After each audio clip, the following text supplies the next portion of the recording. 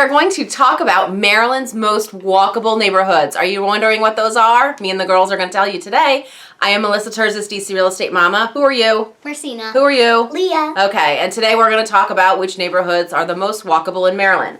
Now, before we get too far into this, I just want to remind you that Maryland is more residential, and it's definitely got more of the suburbs than other videos. So I have DC walkable neighborhoods, I have Virginia walkable neighborhoods. You just have to know Maryland is, you're going to see walkable is sort of subjective.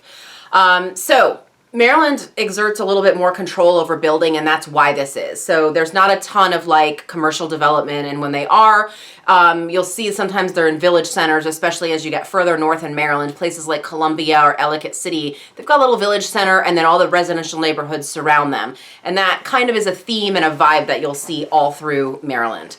So number one is Bethesda. So Bethesda, the overall walk score for Bethesda is a 45, which doesn't really sound too great.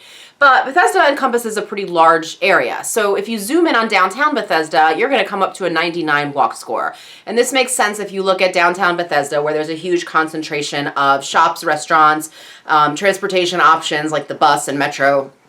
If you live within walking distance of downtown, you're probably going to be able to get away with selling your car if you want and doing everything, or even downsizing your vehicles to one and doing everything on foot. Once you get away from the downtown area, though, the neighborhoods surrounding Bethesda downtown can kind of drop almost into the teens on the walk score ranking, which is like, you know, almost all your errands are going to require a car. And a quick note about the walk score, it is a website. You can put in walkscore.com and look up the walk score of any address, neighborhood, zip code that you want. And that's what I did for this. So number two is Rockville. So we're going to have a special guest tell you about Rockville today. Marcina, take it away. Okay, so Rockville. There's like sort of like a similarity in between the story of Rockville and Bethesda. They're both very similar. So downtown Rockville is actually a bunch of stores and restaurants and offices, and there's even a metro and transit options, making the walk score of 94 very well deserved. But Rockville has many personalities when it comes to walk scores, and as you get into the residential neighborhoods, the scores drop into the teens just like in Bethesda. So as you can see, they are very, very similar. Very good, Marcina. Number three. Number three is Kensington. The walk score for downtown area of Kensington is a 90, which is actually pretty good. There's restaurants, there's a grocery store, there's a few different retail areas throughout the very small area of Kensington. Geographically, also, Kensington is a smaller area and tucked into to geography where you've got parkland on three sides. So the less walkable parts of Kensington are still close enough to rank with a walk score in the 40s, as you can still do some errands on foot and some require a car. Number four is Silver Spring in Maryland. So because Silver Spring is unincorporated and it's pretty geographically large, the boundaries are somewhat fluid, and you will see homes as far north as the Intercounty Connector, they call the ICC, claiming Silver Spring is their address, and you are going to have every possible walk score that you could think of in Silver Spring. Downtown Silver Spring is very walkable. It has a walk score of a 98. In fact, downtown Silver Spring is more of a city than a lot of other places in the DC metro area, to include downtown. It's very much got a city feel.